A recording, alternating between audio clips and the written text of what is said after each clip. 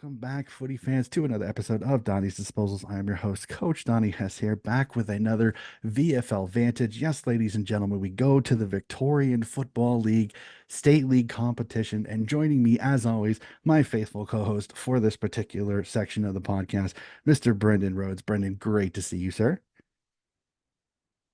Great to be back with you again, Donnie. It's been a little while, but it just means we've got a fair bit to talk about.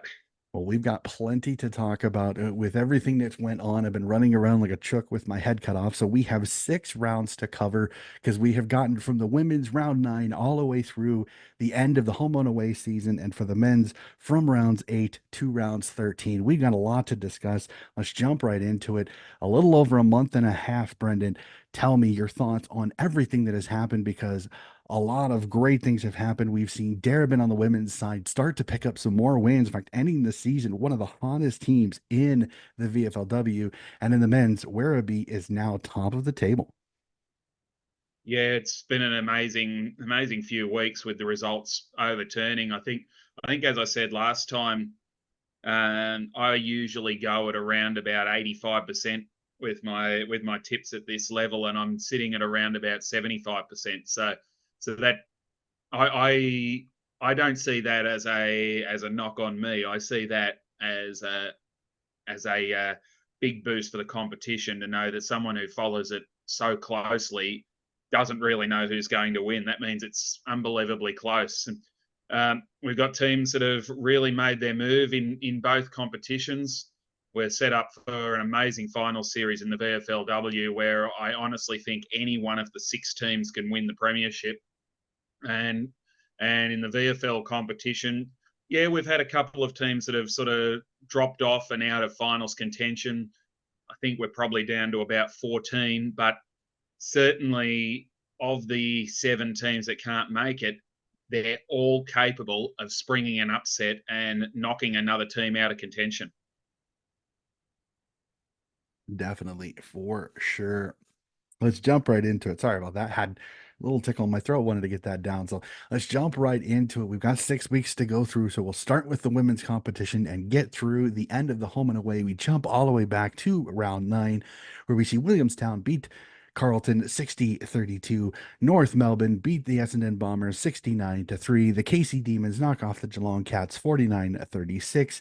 The Western Bulldogs beat the Collingwood Magpies by 30, 44-14. Darabin with another win, knocking off surprise Box Hill Hawks 30-22, and Port Melbourne in a scratching competition, in a scrappy competition between the Southern Saints, knocking off the Saints 15-11, a 4-point win there for the Borough. But I'll go right to it. The Darabin Falcons have to be the talk of this competition, knocking off Box Hill, who at the time was near the top of the table.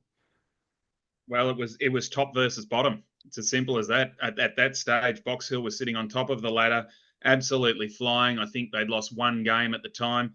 Darabin had just broken their 28 match drought the week before with their win over Carlton in round 8 that we spoke about last time. So for the bottom team to go to the home ground of the top team, nowhere else, it was at Box Hill, and get the job done and win by 8 points. It was pouring rain, but they got themselves a lead and came up with the win. Like, if I remember rightly, I think that it might be for people who are seeing me walking around. I'm walking around back on a walking stick again at the moment. I think that's because I fell over when Darabin won that game. It was absolutely sensational for the Falcons, and we'll talk about them a bit more as we get through the rounds. But to beat the top team was just stunning, and it sort of showed the first true signs that the most famous women's sporting club in Australia was on the way back. Definitely, for sure. Great to see it. We jump to round 10. Some fun results as North Melbourne edge out Collingwood 14-9 by a 5-point margin. Essendon bounce back, knocking off Port Melbourne 39-27.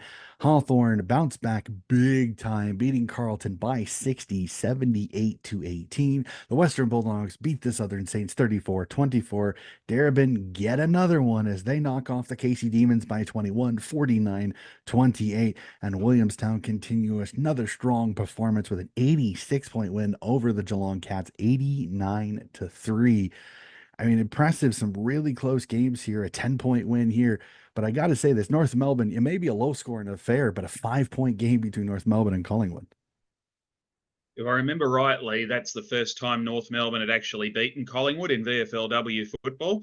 They've started to, at this point, they've just started to roll the Kangaroos. They were my tip at the start of the season, if you remember back Mhm. to our preseason chat, and that was a really dour contest again. I think in wet weather, North kicked a goal in the second quarter, Collingwood kicked one in the third, and that was about it. Um, Essendon showed that they were still going to be around about the mark. Carlton, well, I think they were just unlucky that they ran into Box Hill on the back of that loss to the Falcons. The game I commentated was the Bulldogs and the Saints controlled it for the most part, but just didn't have the quality to go for 4 quarters. Um, Geelong basically run out of troops. They had nothing in the second half of the year, and Darabin 3 in a row. Wow. Definitely fantastic to see. We'll Okay, and jump. that probably cost Casey a spot in the finals in the end. That one. Sometimes you got to. Sometimes if you're Darabin, you know you're not going to make the finals. Hey, make or break. Be the party pooper. Don't mind that at all. We jumped around 11, and we get past this. For once we get past this first game, it's a cracker after cracking game after cracking game because Western Bulldogs beat Geelong Cats by 71, 79-8, and then listen to this run. Casey Demons beat the Carlton Blues only by 10, 42-32. Essendon survive and beat the Hawthorn Hawks by the Box Hill Hawks, my apologies, by 10, 39-29. North Melbourne survive a scare from the Darebin Falcons, 37-31, a 6-point win there. A 3-point win by the Southern Saints, knocking off Collingwood 29-26. And the Williamstown Seagulls beat Port Melbourne, beat the Borough by 2 at 36-34. I mean, each game after that first one, absolutely scintillating footy, under 2 goals for all of the other games of the round. Wow. It was sensational, and I think if I remember rightly, Casey kicked the last goal to beat Carlton by 10 points, so that was nothing in it all the way. Essendon's got a great winning record against Box Hill, and they brought a couple of AFLW players in for that one. North Melbourne's win over Darebin was just the game of the round. The Saints, well, they broke an 8-match losing streak in that victory over Collingwood. The 8 matches they lost, the biggest losing margin was 18 points. So they weren't far off the mark. They just couldn't get over the line. So to win that one, they beat Collingwood for the second time of the year, and that one is probably the reason why the Magpies missed out on the finals.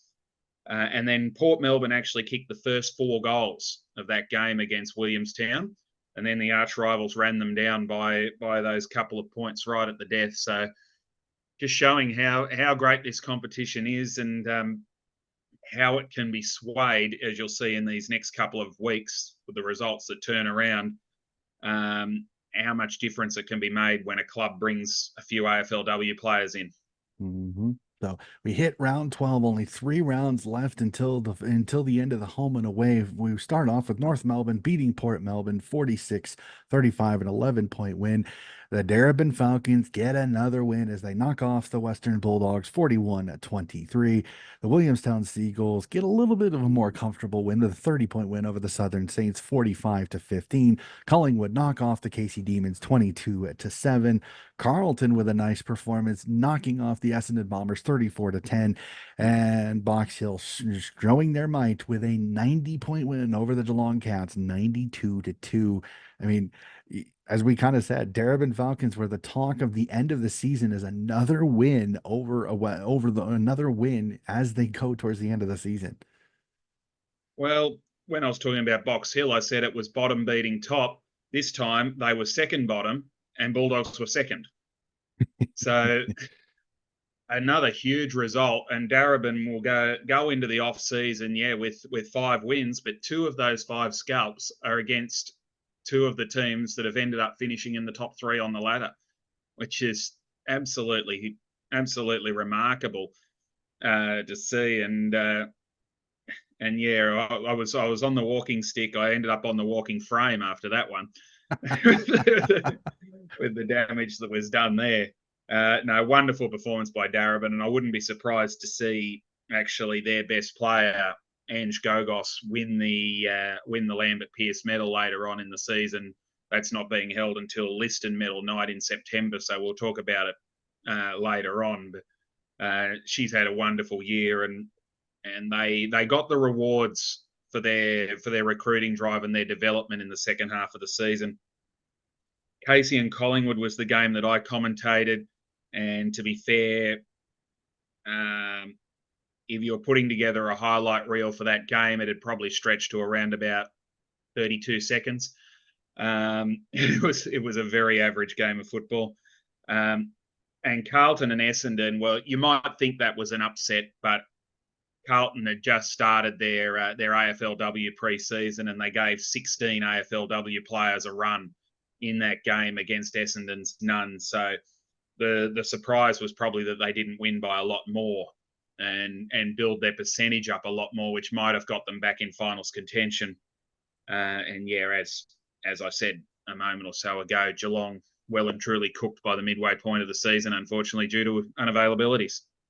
Yeah, sometimes that really, really hurts you. Unfortunately, we'll jump to round 13 when we see Williamstown beat the Essendon Bombers 28-10. Port Melbourne continue the hurt on the Geelong Cats by a 47-point win, 54-7.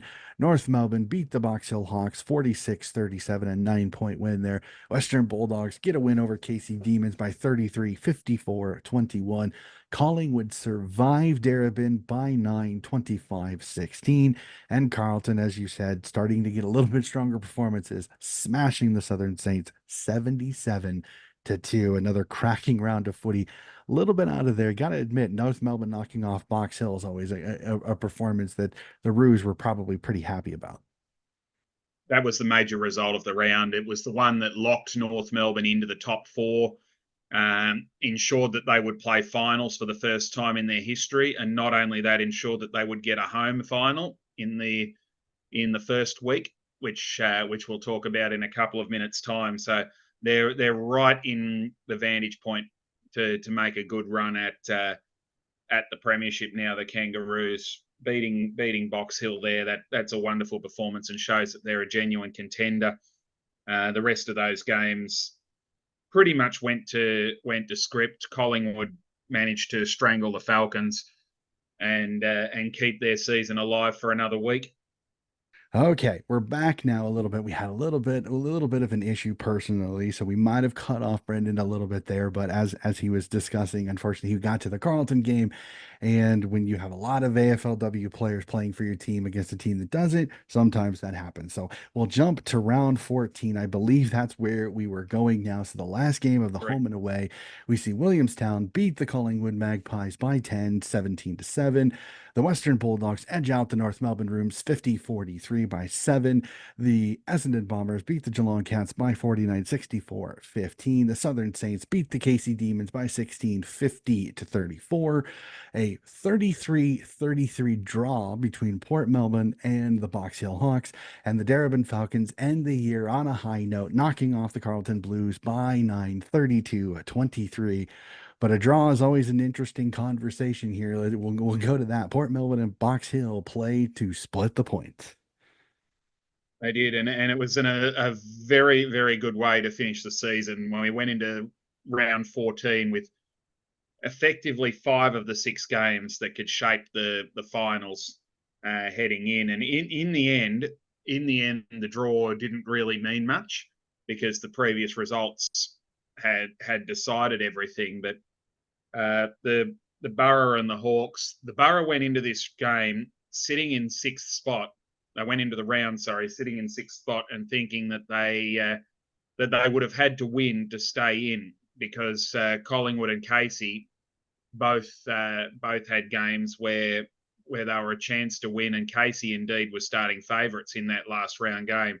So Port thought that they had to do the job, and in the end, it was a really tight contest in which there was never more than a goal between the two teams all day, and Box Hill got themselves a 2-point lead with a goal with about 9 minutes to go, and then Port attacked and then attacked some more, but they could only manage 2 shots at goal for a narrow miss, and then another one that fell just short and got punched through with less than a minute to go, which ended up seeing the points split, and it would have been enough to secure the spot in the finals, regardless, even if Casey had have won.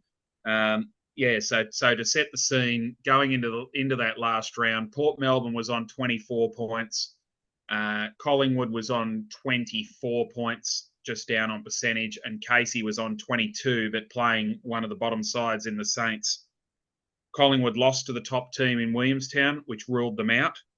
The Saints then beat the Demons, which ruled the Demons out, and Port Melbourne was safe before they, I think about 3/4 time it was when that result came through, that Port Melbourne didn't have to win to seal the deal. But to their credit, they kept trying, and they got the result. They got the draw at least, and gives themselves a bit of confidence because they play each other again this week in the elimination final. A little bit higher up the ladder, the Bulldogs needed to beat North Melbourne to seal a top 2 spot and the double chance going into the finals. If they'd lost, then Box Hill could have taken it off them with a win. But once the Bulldogs had won, that shut the Hawks out. So they were just, I suppose, making sure that they did whatever they could before their elimination final.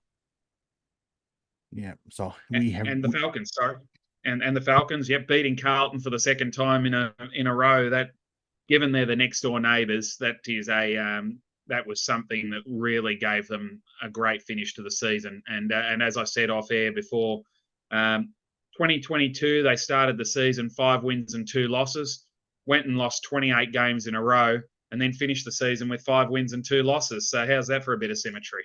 well, absolutely love it. And I'm so happy for the Darabin Falcons to be able to get some positive momentum going into next season, just because they had so many straight consecutive losses. Like I said, we celebrated when they won their first one, but to see them have a very ripping end of the season, going 5-2 in their last 7, is fantastic. So another great story as we go into the fun story time that is women's finals. I cannot wait. We will discuss that a little bit more a little bit later. After our burning questions, we will break down the entire bracket, how we see this women's finals going this year. We'll jump over to the men's. We have to go through rounds 8 through rounds 13. A lot of things have happened. A lot of things have changed. Let's jump right to it. We jump to Frankston as the Frankston Dolphins knock off the Sydney Swans. This is also where, as you and I both know, this is where the Luke Parker incident happened, which was devastating to see, both not only for the AFL side of Sydney, but also for the young man from Frankston that had so many injuries, unfortunately. Again, hoping that he is making a great recovery on that one. The Werribee Tigers knock off the Collingwood Magpies by 52, 100-48. The Footscray Bulldogs beat the GWS Giants by 45, 109-64. The Brisbane Lions get a win over the KC Demons by 7, 64-57. The Southport Sharks with a nice win over the Northern Bull Ants by 56, 125-69.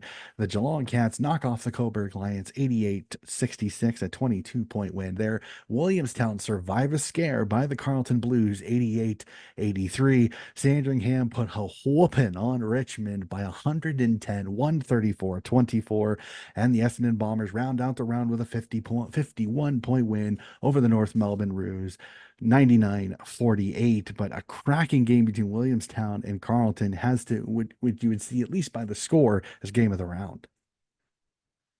Yeah, and that's how it turned out. The Seagulls controlled the game for most of the day. I think they got out by 38 points early in the third quarter, Williamstown, and looked like it was going to be all one-way traffic. But the one-way traffic actually went the other way, and Carlton roared home in this game. They kicked 6 goals in a row in the start of the last quarter and got themselves 7 points in front, would you believe, from 38 points down. And it looked like they were finally going to get their second win of the season. But Williamstown Football Club are just never beaten, and they managed to get one back. And then there was the ball scrambled around inside 50 as the sun set on a twilight game. And there was a ball up about 20 metres out, and a free kick was paid in the ruck contest for holding. The siren went, and Williamstown ruckman Tom Downey went back and slotted the goal just inside the left post, right into the teeth of the wind after the final siren to see the Seagulls escape with that 5 point victory in an absolute classic. Absolutely fantastic. Love seeing those after the siren goals there. So we jump to round 9 as we see the Sydney Swans beat the Northern Bull Ants by 21, 79-58. The Gold Coast Suns beat the Carlton Blues by 51-02-52. The Geelong Cats knock off GWS by 61, 110-49. A scintillating game between Footscray and Port Melbourne sees the Doggies get a 93-81 win there. The Sharks beat the Dolphins in an all aquatic affair by 48, 105, 57. The Brisbane Lions beat the Box Hill Hawks nice and easily by 68, 102, 34. Richmond bounced back with a nice win over Essendon by 61, 127, 66. Werribee knock off the North Melbourne Roos by 69, 99, 30. And the Sandringham Zebras survive a late scare by the Casey Demons, 111, 98, a 13-point win there. Unfortunately, a lot of hidings in this one, but a couple of games come down to somewhat close margins as you see a 2-goal win by Footscray and a nice little just over 2-goal win there by Sandringham.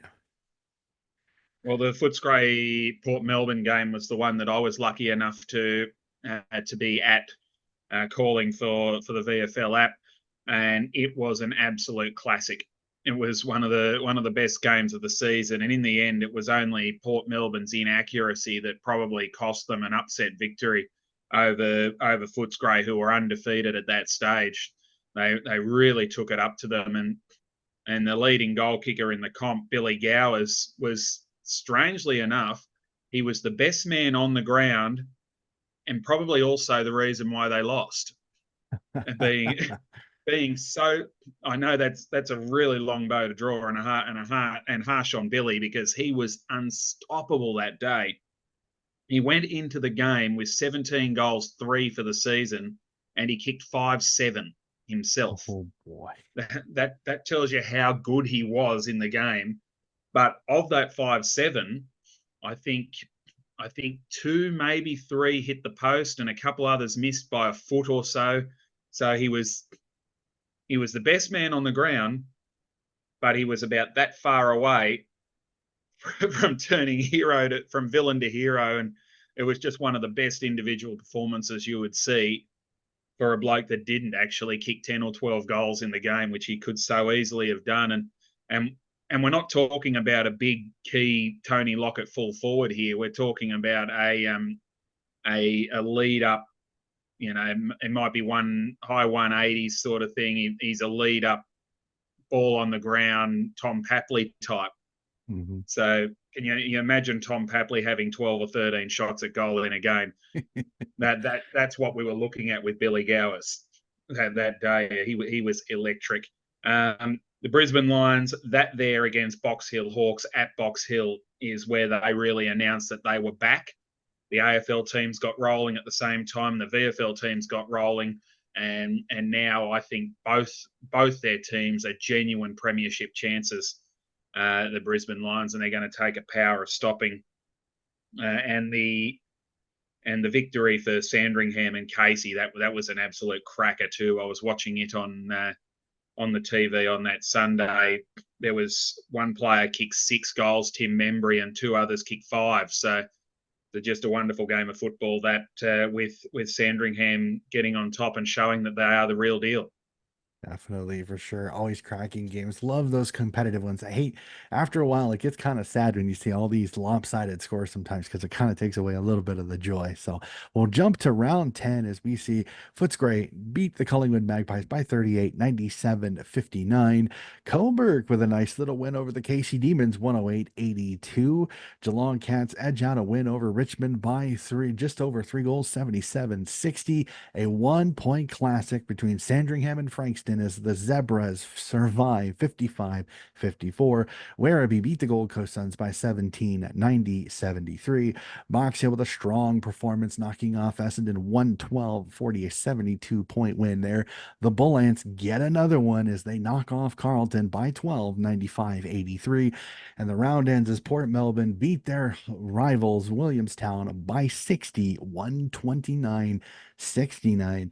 But we got to talk about it. I mean, a 1-point thriller at Kinetic Stadium in Frankston as the Zebras survive a scare from the Dolphins. Well, they blew it. It's as simple as that. The Dolphins, they blew it, and they will be the first team to admit that. They kicked the first 4 goals of the game, 4 goals to nothing in the opening quarter, and then, as you can tell by the final score of 7-12 to 8-7, they just couldn't kick straight, and it's been a problem for them for 2 years. I think there've only been 3 times since the start of the 2023 season where Frankston has kicked more goals in a game than they have behinds. And I commentated that game, and I said just before we went on, as we went on air, it hasn't cost them a game yet this year, but if they do that tonight, it will, because Sandringham will burn them, and that's what happened. They plugged away Sandringham. They gradually pulled them back. It took them 2.5 quarters to pull them back, and in the end, Cooper Sharman, the St Kilda listed player, was the hero. He kicked a freak goal that put Sandringham in front, and then went down the other end and took a couple of saving marks in the dying seconds to save the game. So definitely one that got away for Frankston. But this one here is my favourite round of the season, simply for the fact that Coburg and the Northern Bull Ants both won on the same round. And I'd have to go back and check, but I don't reckon that has happened in a long time. That, in fact, the Lions' win over Casey was the first time that they'd beaten them for, I think, 2 months short of 10 years. Anywhere, home, away, anywhere, 10 years since they'd beaten them. And so that was just an amazing day. I got to call that game as well, so something special for the Lions. And then the Bull Ants beating the arch rivals, the former merger partner. They were together in the Northern Blues marriage for about 20 years. So for the Ants to beat them for the second time in 3 matches since Carlton decided that they couldn't go with that alignment anymore, was just an amazing thing for football, for VFL football, and for all the standalone clubs to see that happen. And it meant, and I know Carlton supporters aren't going to like hearing me say this, it means that the Blues are the first AFL team, AFL club, to sit on the bottom of the VFL ladder this far into the season in this modern era of this competition, which started in 2000. Wow. Now that's a record you probably don't want for sure. But I love it seeing the standalone clubs playing good footy and getting wins. Coburg and the Northern Bull Ants. It's fantastic. It's great to see. It shows that hopefully the talent is being spread out a little bit to where maybe the old adage of we're spreading the talent too thin maybe isn't as quipped as they think it is. Yes. Yes, and before you move on, I must wish a big congratulations to Port Melbourne there too. They celebrated their 150th birthday in this game against Williamstown, the arch rivals, the Johnson Callaghan Cup. They went in as rank underdogs, sitting 15th or 16th on the ladder, and Williamstown was second. And they kicked 6-1 in the first quarter and beat them by 10 goals. That is a result that everyone of the red and blue persuasion that was there and saw it will never ever forget. So well done to the borough on that one. Fantastic. Love seeing that. That's absolutely fantastic. We'll jump to round 11 now. We've still got three more rounds to go. Holy shnikes. The one thing about the men's competition, there's so many teams. Just kidding. We'll jump right into it as Brisbane knock off Footscray by 18, 113-95. Richmond get a nice little win over Port Melbourne, 88-39. Southport with a nice win over the Seagulls, 91-46. North Melbourne survive a scare by Coburg by 6, 66-60. We have an 82-82 draw between the Zebras and the Gold Coast Suns. Werribee knock off the Frankston Dolphins by 28, 87-59. The Cats go into the SCG and get a nice little win over the Swans, 83-74. Essendon survive a tough battle with Carlton by 3, 104-101. Box Hill beat the Giants 128-60, a 68-point win there. And KC Demons get the win over the Collingwood Magpies by 52, 122-70. I mean, what game do we want to talk about? I mean, we have Essendon Carlton by 3. We have the draw between the Zebras and the Suns. We have the edging out of North Melbourne over the Coburg Lions 66-60. I mean, what game do you want to go to? Because several cracking games this round.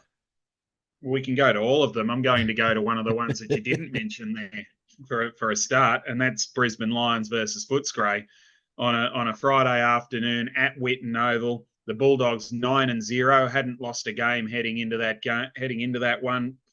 As I mentioned, the Lions announced themselves with that amazing thrashing of Box Hill at Box Hill the week before. They came back down to Melbourne and touched up Footscray. They kicked 6 goals in the first quarter, got themselves 4 goals in front, and basically held that lead for the rest of the day. So it was a 2-week patch for the Lions where they were playing the two current premiership favourites in the Hawks and the Bulldogs on their home ground, and they beat them both convincingly. And that really made everyone sit up and take notice. They are a quality team, the Brisbane Lions, and even though they're only sitting 6th on the ladder at the moment, everyone's looking over their shoulder at them. North Melbourne and Coburg, I called that as well. That was a real battle between two reasonably evenly matched teams. North Melbourne broke a 6-match losing streak in that game to get over the line, and they've got themselves rolling again on the back of that. Sandringham was 25 points behind the Suns with about 8 minutes to go. And they came back to get that draw, which is a terrific performance for them as well. And Carlton kicked 7 goals in the first quarter against Essendon. They were 40-odd points up, and Essendon came rolling home to get over the top of them with the last kick. So once again, a chance for the Blues to get off the bottom of the ladder. They couldn't quite get over the line. And the KC Demons, I called that one as well over Collingwood. They were very, very impressive that day and just made anyone who follows red and blue wonder where that had been all season. Mm-hmm. For sure. Let's jump to it. We'll jump to round 12. And Brisbane Lions in fuego form continues as they beat the Sandringham Zebras by 57, 130-73. Sydney come down to Whitten Oval and get a nice little win over the Footscray Bulldogs, 83-56. The Box Hill Hawks beat the Richmond Tigers by 37, 87-50. North Melbourne with a nice little win over the Collingwood Magpies by 41, 120-79. GWS get a win over Port Melbourne by 14, 71-57. A low scoring but tight affair between the Sharks and the Lions as the Sharks get a 58-47 point win. And the Seagulls get a win over the Northern Bullets by 25, 85-60. I mean, again, low scoring, but still, it's great to see Coburg playing well in a game as the Sharks come down to Coburg and get a nice little win by 11. Yeah, good result from the Sharks. It was a real battle that Coburg took it right up to them. Southport always looked in control. They were around about that 3 or 4 goal mark up. Coburg kicked a couple of late ones coming home with the wind and gave themselves a chance, but never really looked like actually winning the game. I think they might have even got within a kick in the last quarter of that one before Southport steadied with the last goal. But what it did, while I didn't think they were ever going to win, what it did show Coburg watchers and fans was that they are capable of mixing it with the best teams in the competition, which Southport definitely is, and that'll give them confidence heading through the rest of the season, especially with a really hard game they've got coming up this weekend. Sydney beating Footscray at Footscray, the second loss in a row for the previously undefeated Bulldogs. That was an amazing performance. Again, they jumped them. They kicked the first first 5 goals actually, and never looked back. So maybe that's the thing with Footscray. If you want to beat them, you've got to get out of the blocks. If you don't, you're probably going to struggle. And apart from that, the Bull Ants fought hard against Williamstown, kicked a couple of late goals to shorten the deficit, and GWS is just starting to get some of their AFL players back from injury, which helped them get over the line against Port. Mm-hmm. Definitely, for sure. We've got to it. The final round that we have not discussed is round 13. And I got to say, just I really quickly going through it, except for one matchup, all of these look like absolute humdingers. We start off as Gold Coast, get a 3-goal win over the Essendon Bombers, 111-93. Brisbane with another impressive win, beating the Frankston Dolphins by 50, 116-66. A tight Sydney Derby light, as I call the State League games, as GWS beat the Swans by 14, 90-76. Southport go down to Icon Park and knock off and continue the woes of the Blues by 12, 83-71. Werribee beat the Seagulls by 20, 83-63. The Coburg Lions and Northern Bull Ants with a nice classic 13-point win for the Coburg Lions. The Roos knock off the Demons by 6, 83-77, and a cracking game at ETU Stadium as Port Melbourne survive a scare from the Cats, 88-86. I mean, 2 points, 6 points, 13 points, 12 points, 14 points, 18 points. Holy shnikes, round 13 had some intrigue with some close games. Oh, what a ripper! What a ripper it was. Rivalry round. For the most part, there was some three really big rivalries in this one. I'll run the board on the ones that need to be spoken about. Gold Coast against Essendon. You would have expected, for all intents and purposes, that the Suns would win that by a lot, but for some reason Essendon matches up really well with them, and to run them by 18 points in Queensland was a great effort for the Bombers and something that they can build on. Carlton, another one that got away for them. They had a 4-goal lead over Southport early on, but just couldn't hold them off.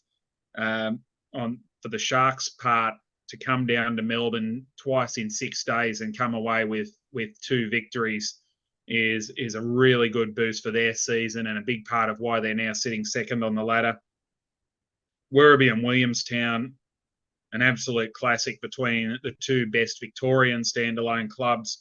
Williamstown had the upper hand for most of the day, but they lost 1 player to injury in the warm-up, or 2 players to injury in the warm-up, and they only had 1 available to replace him. So they played 1 man short for the whole game, and then lost another one in the third quarter. So they just ran out of troops, and Werribee ran over the top of them. The Battle of Bell Street, Coburg and the Bull Ants, was an absolute classic. I really, really enjoyed that one. There was a lot of ill feeling. Flynn Gentili ended up like Hollywood Hulk Hogan by the end of the third quarter. Needed a new Guernsey, which is great to see. Few fines got dealt out in the Werribee Williamstown game as well for a few disagreements, but some wonderful football between those 2 games. North Melbourne beating Casey for the first time ever in after 7 consecutive defeats.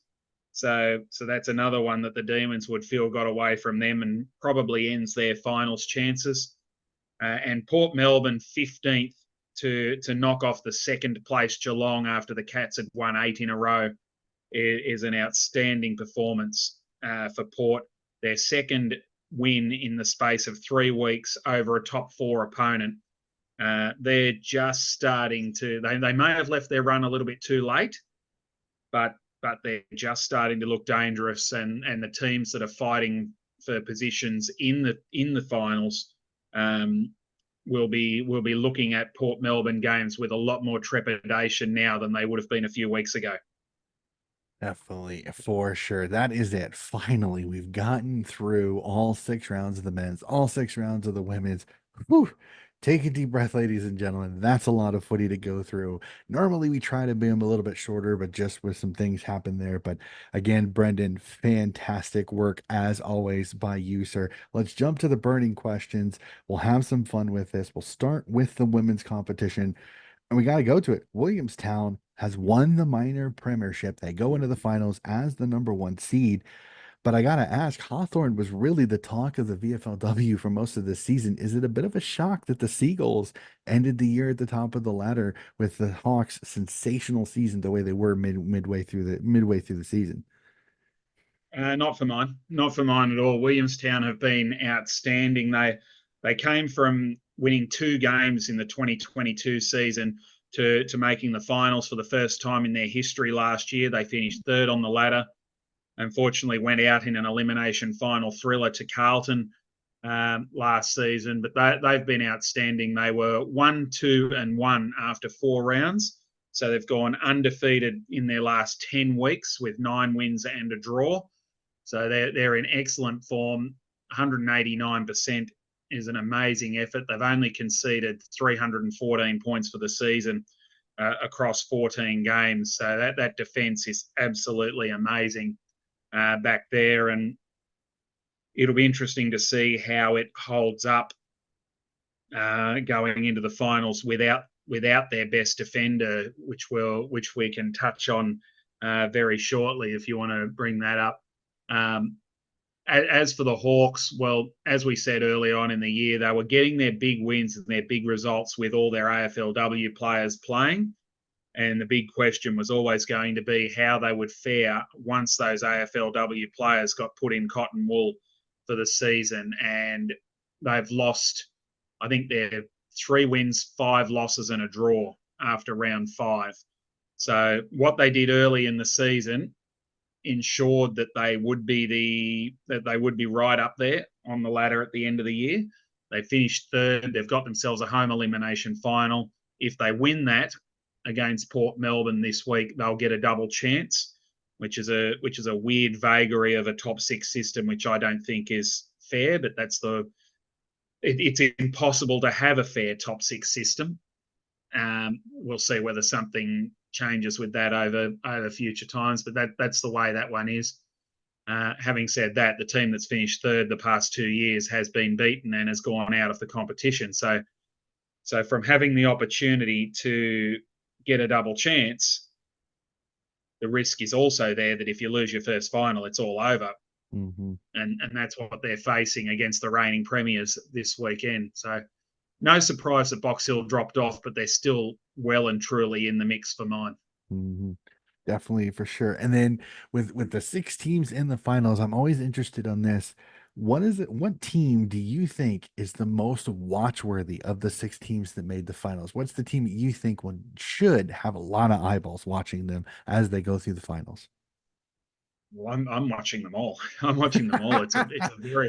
It's a very hard one to separate. As I said earlier, I reckon all 6 have got genuine premiership claims. You think Williamstown Garrett has got 2 home finals, finishing on top. They've got a home qualifying final. Whether they win or lose, their second final will be at home.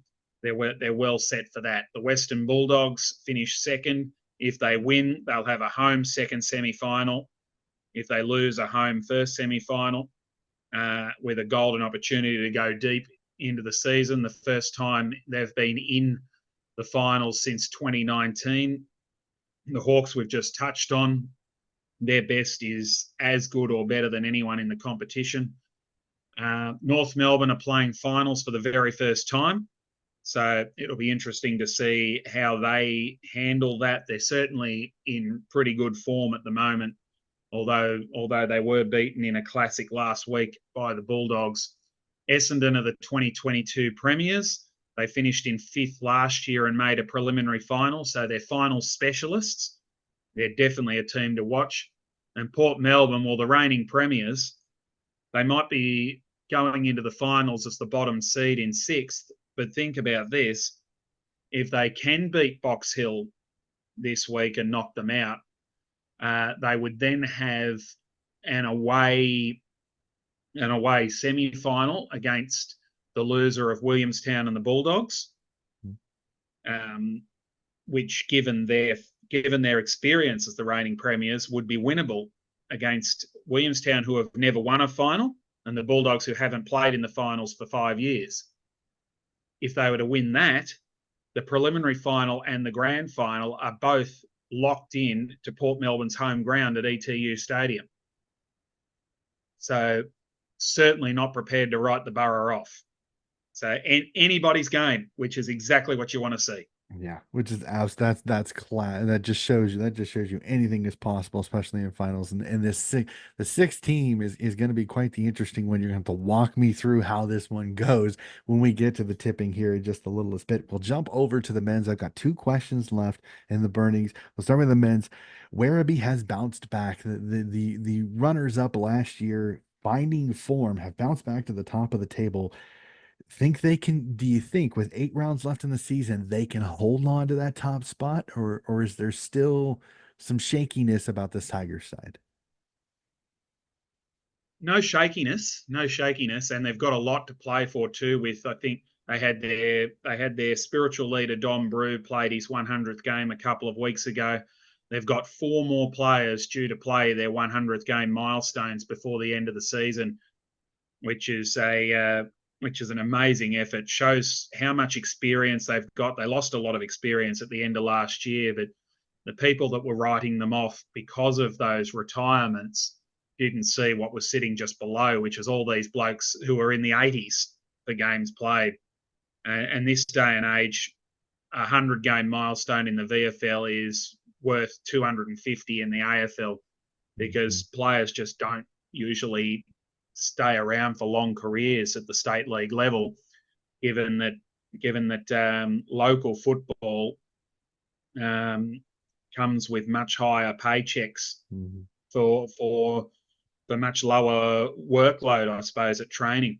It's a real pride and development thing for these guys who stay at the highest level of football possible, when they could be taking the easy option and going for big paychecks. And it's wonderful that, and it says a lot for the Werribee Football Club and Williamstown and Port Melbourne, for example, in particular, Southport as well, that these guys hang around and they play a lot of games for these clubs because they love the club and they want to play the best football they can. And seeing 2 standalones up on top, Werribee and Southport, is absolutely wonderful for the competition. I hope they can stay there. The competition is far too even to suggest that they're likely to. And I think any one of probably 8 teams, even 9 teams, could finish on top of the ladder in 8 weeks' time at the end of the season. So, yeah, a really exciting last 2 months of the season coming up. Definitely, for sure, which is kind of a perfect jump in because 8 rounds left in the competition. The fight for final spots are tightening up. Is there a team currently sitting outside the finals that you could see finding their way into the finals come that last round of the VFL season?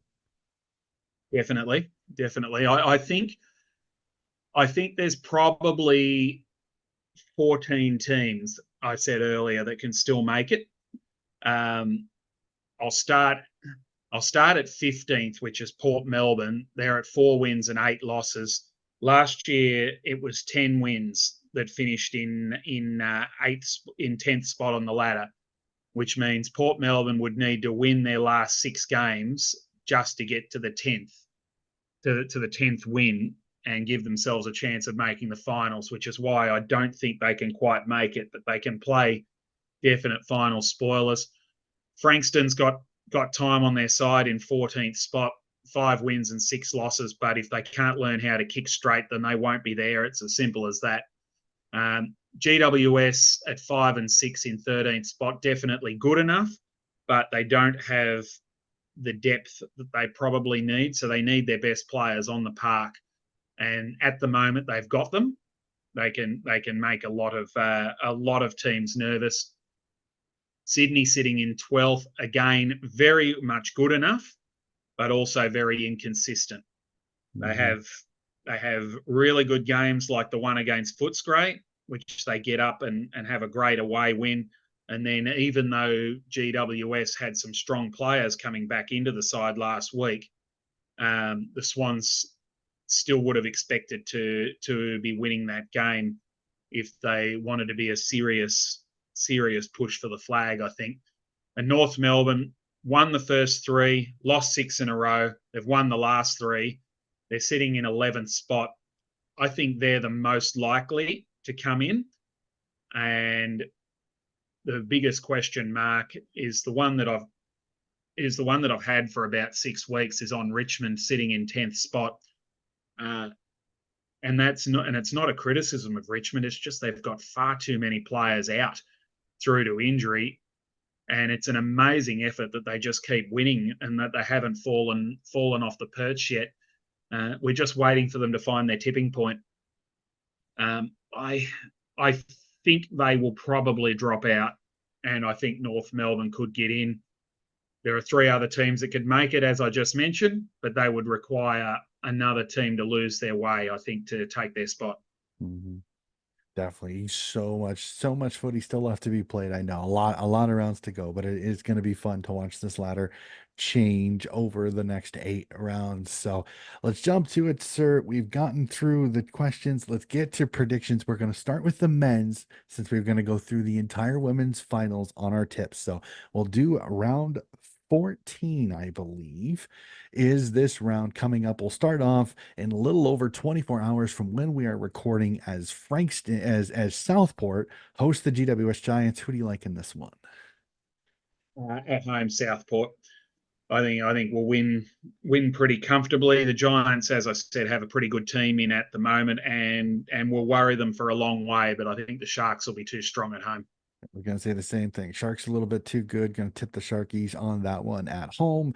Brisbane Lions at Brighton Homes Arena host the Coburg Lions, the Battle of the Lions here on this one. So you can't say the Lions are going to win. So which Lions is going to be the prevailer? I think the Brisbane Lions are coming, are finding form just like their AFL side. Brisbane just a little too strong at home. Yeah, definitely. The Coburg are going well. They're going up there, buoyed by a win in the Battle of Bell Street for the first time in 9 years. They've been up there a couple of years ago, 2021 in their first season. I can't see, with all due respect, any way that they're winning this. This would be the upset of the season if they were to beat the Brisbane Lions. Definitely, for sure. All right. Down in Kinetic Stadium in Frankston as the Dolphins host the Gold Coast Suns. Who do you like in this one? Very much a danger game, this, for Gold Coast. I'm tipping them to win, mainly because it's a day game and not Frankston's preferred Friday night game in front of their huge and passionate supporter base there. The Suns have never played at this ground. It's a very long, narrow ground. It's hard to play at, so that'll be a challenge for them. But the advantage of the night footy that Frankston usually lives on is not there. And the fact that they can't kick straight. If they do that against Gold Coast, they won't be winning. So that's why I've got to pick the Suns. Yeah, it's going to tip the Suns in this one. Who knows? Maybe some Frankston magic, but I think the Suns going to win this one. Northern Bullants hosting the KC Demons in this one. Think the D's just a little bit too good, but you never know. The Bullies have found ways to get some wins here, but I'm going to tip the Demons on this one. Your thoughts? Huge chance the Bullants. Big chance. Um, I'll reserve judgment until I see the selected teams. So keep an eye on my article that'll come out later on today to see who I end up going for. But right at this point of time, I'd be picking Casey by maybe a goal or two. All righty. Over at Windy Hill, a fun one as the Essendon Bombers take on the Collingwood Magpies in a towards the bottom of the table clash here on this one. Who do you like in this one? Two teams that have been very disappointing this year in the VFL. They're both sitting down in the bottom 4 or 5.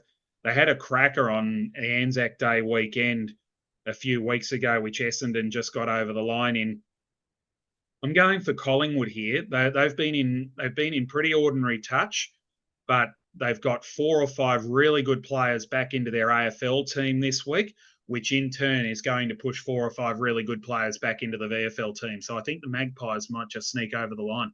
Yeah, I was thinking the same thing. I'm like, I think it was a Degoe, Mayachek, and a few are coming into the AFL And side, which agree. which will then shift Reef McInnes and a few of those down. I think influx of some super talented players, I think, may just tip the Pies over the line here, even at the spiritual Also home of the depends. Bombers. Yeah. Also depends how many spares Collingwood takes up to the Gold Coast. Yeah, that too. That'll be also the interesting one on that one. You can tip the pies in that one. An interesting one.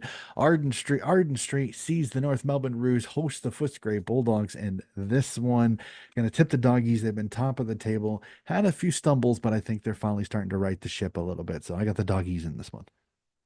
Yeah, you've got to pick the Bulldogs, but I see this one as the match of the round. Actually, North Melbourne is just got themselves going. They've won 3 in a row. The Dogs coming off 2 losses in a row and a bye. Um, they desperately need a win, but North Melbourne is a very hard nut to crack at Arden Street. So Mhm. wouldn't surprise me in the slightest to see the Kangaroos get over the line. Yeah, definitely. We jump up Box Hill City Oval, and in Box Hill is the Hawks take on the borough of Port Melbourne. In this one, who do you like in this one? My game for broadcast this weekend, which you can get on vfl.com.au and the VFL app and afl.com.au, 2 o'clock Melbourne time on Saturday. I'm sure you can help out for your viewers as to exactly when 11:05 that is. 11:05 Central Time on Sunday on Friday night. Sorry, 11:05 Sunday Friday and night. Friday night here in at least in Iowa. So it'd be 12:05, just a little after midnight in the Eastern Time Zone, 10 and then 9 out West Coast. So I think it should be an absolute ripper game of football too, because with Hawthorn going to Perth in the AFL, I think they will take some spares over, which will weaken the Hawks team, and Port Melbourne a live chance to spring a second upset in as many weeks. Although I will be picking Box Hill. tipping Box Hill, but I'm with you. The travel over may see a couple of spares. I agree. I think Port's in it with a shot. Box Hill will be my tip, but would not shock me if Port get the upset on this one. Carlton go over to Swinburne Center to take on the Tigers in this one. Can the Carlton Blues get their you know what together on this one? Gonna tip the Tigers in this one. They're starting to get a little bit more healthy, at least in the AFL side, which again, just like Collingwood, I think will help their VFL side get a little bit stronger. Tigers in this one, but hoping the Blues are competitive. Tipping the Tigers, yes, for basically agreeing with everything you said there. Here's an interesting one for you. If you don't count the old AFL reserves comp that ran for a few years, which is a different competition, so we don't count it for our stats purposes, Mhm. um, and the fact that Carlton was aligned with Preston, the Bull Ants, for 20 odd years, this is the first time that Richmond is playing Carlton in the VFA VFL at Punt Road Oval, the Swinburne Centre, since 1896. Wow. How's that for a stat for you? Wow. 46,700 days or something like that. I worked out. Um, Insane. so I won't say the Carlton players won't know the ground because they haven't seen it, because they might have played there in other teams and in other days, in other comps too. But Mhm. that's just a weird vagary that gets thrown up the way that these comps get thrown around. But Richmond to win for me, you can't really pick Carlton until they actually break this drought and get over the line in a game. Yep, we're gonna tip the Tigers. That's gonna be an interesting one. There we see Tramway Oval in Sydney sees the Swans host the Werribee Tigers in this one. Tigers just too good, top of the table. I think they continue with it. Sydney getting a little bit stronger, but still having a little bit issues down in that VFL level. So your thoughts? Yeah, you've got to pick Werribee. They've just got far too strong and consistent a team. The consistency is the key. Sydney is capable. Hmm. Sydney is very much capable of claiming this scalp on their home ground. Um, but until they can do it consistently, you couldn't pick them to beat one of the top sides. So Werribee for me. Mhm. Definitely, for sure. And then last but not least, an absolute cracker is GMHBA Stadium sees Geelong Cats host the Sandringham Zebras, a couple of teams in finals contention right now. Who do you like in this one? Should be a beauty. Should be a beauty. Alongside North Melbourne and Footscray, the game of the round for mine. Sandringham are coming off a bye. They had a great run before that bye. I know they were fixed up in Queensland by the Lions a couple of weeks ago, but that's going to happen to just about every team on the run home now. Geelong just saw their winning run come to an end, so they're going to be desperate to get back on track. For that reason, I'll be picking Geelong, but Sandringham has a reasonable recent record down at the Cattery, so they're a big chance, I think, but Geelong narrowly. Yeah, Cats and Cat. I think Cats win this one. The home cooking, I think, will be the change in that one. So let's get to it. We have the women's finals to go through, and you're gonna have to talk me through this because this six-team finals last year just absolutely threw me for a loop. So we'll go through each of the first round games, and you're gonna have to talk me through how this goes. So we'll start off with the elimination final between Box Hill and Port Melbourne. Win or go home. Who do you have, Hawks or Port Melbourne? I have Box Hill at home, but as we just saw a week ago, there's nothing between them. Having played a draw in round 14, the difference is that game was at Port Melbourne. This game's at Box Hill.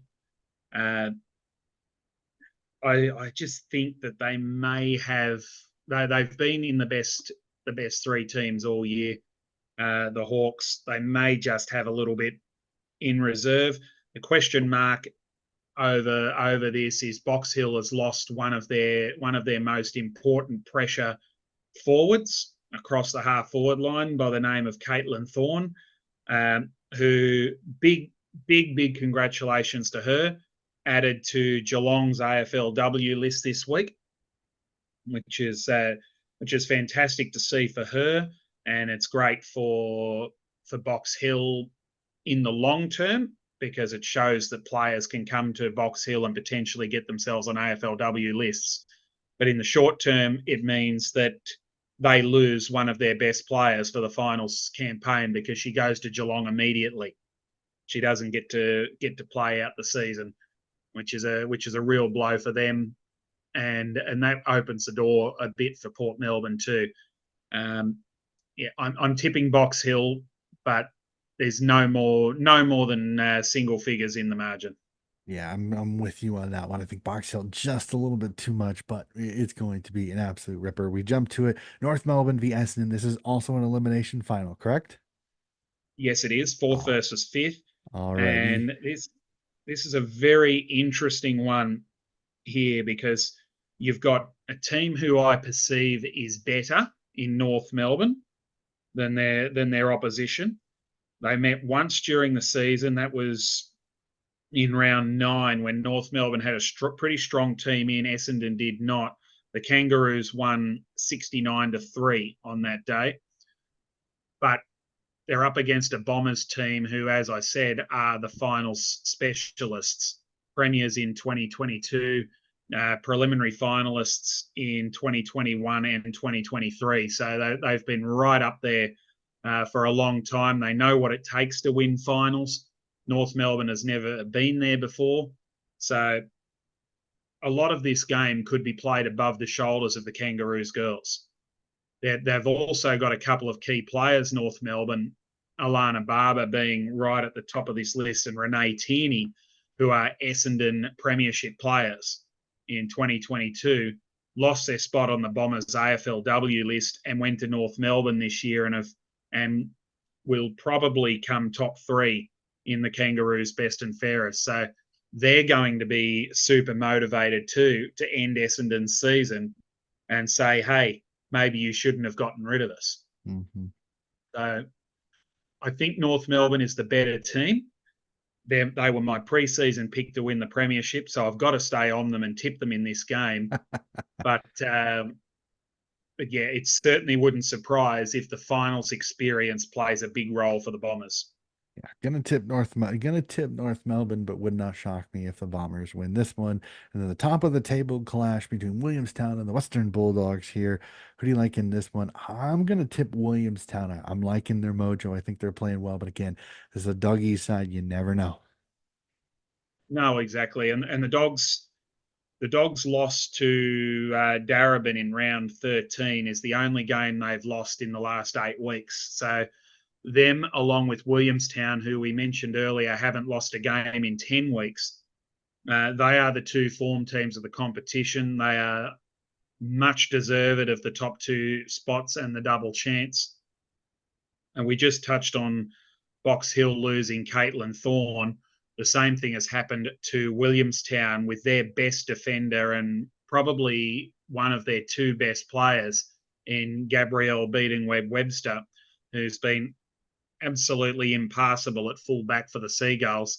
She was picked up by Fremantle the other day in the AFLW. So, again, a massive congratulations to her and a huge boost for Williamstown's hopes of attracting players.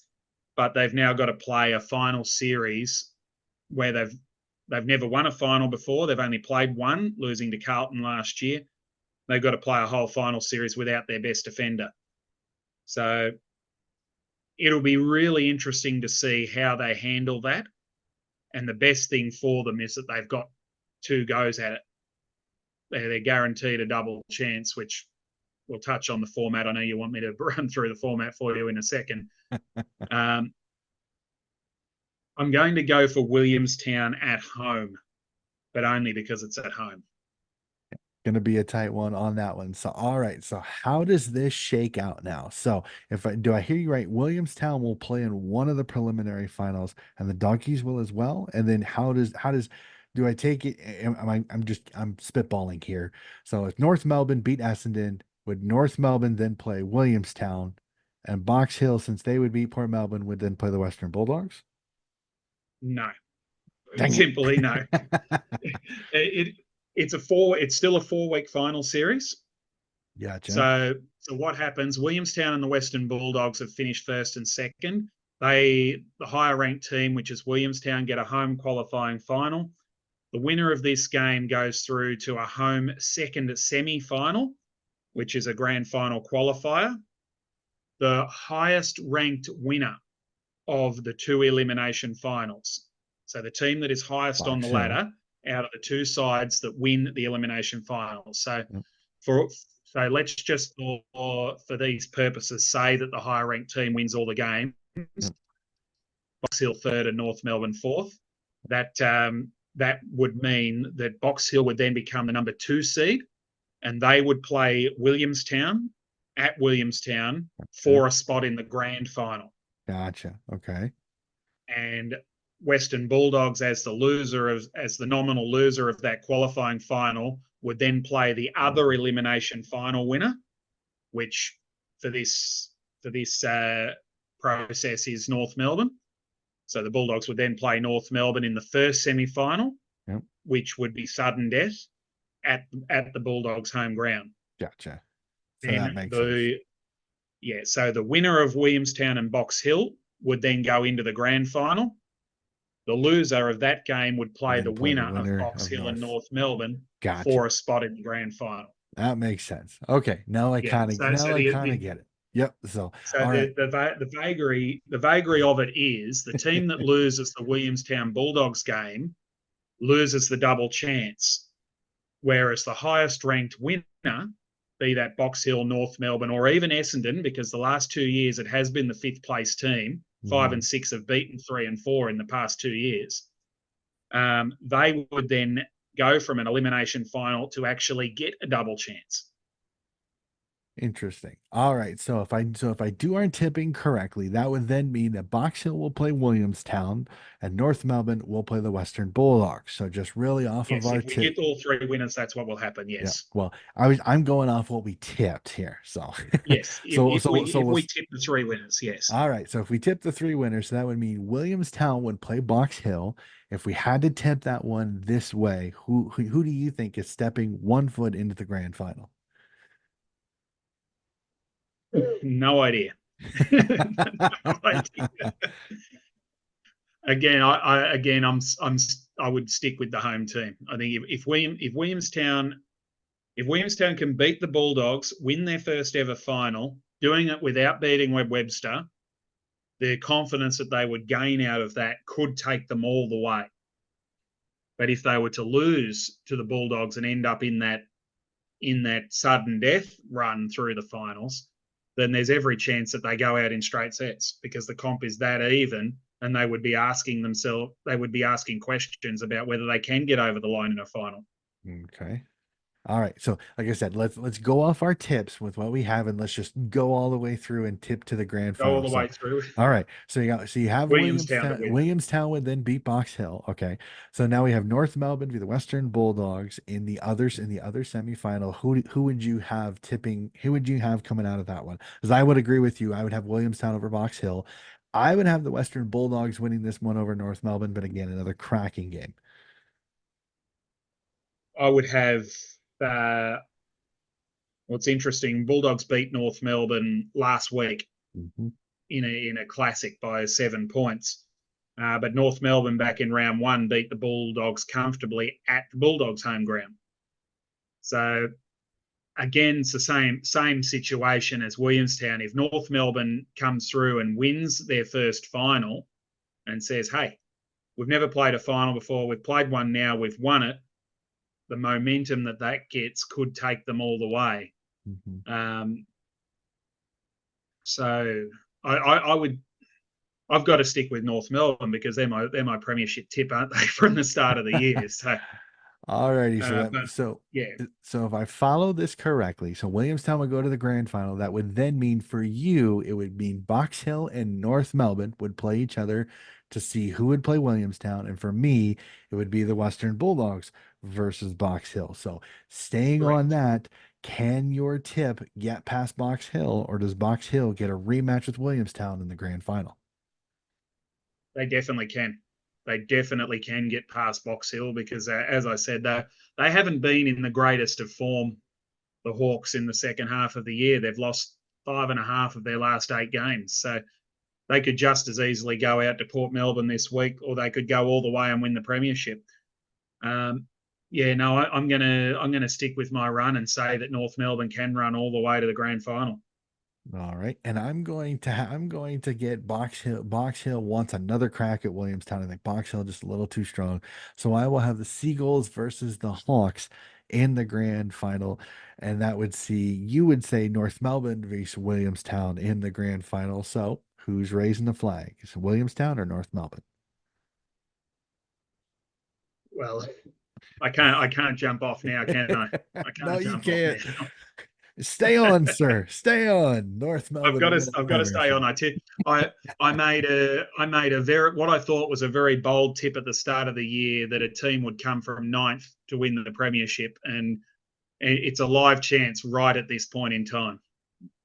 So I'm gonna keep on it. I would love to see a team unattached to an AFL club win a premiership. So I'm gonna tip Williamstown to win it all, to see the Seagulls, despite losing their fullback.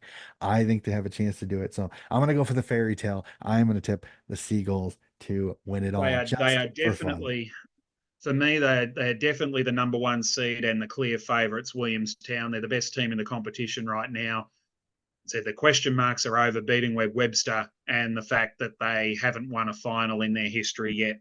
If they can overcome those two factors, then yes, I think Williamstown. There's nothing else to really stop them winning it. Yeah, it'll definitely be a lot of fun. But it's I remember last year seeing the Central District's Bulldogs do it in the Sandful, so it'd be fun to see another one where the first time getting into the finals, getting to a premiership. So, Brendan, And that how is big would this be too? Sorry, Donny. go ahead. I congratulated Port Melbourne on their 150th birthday a little while ago.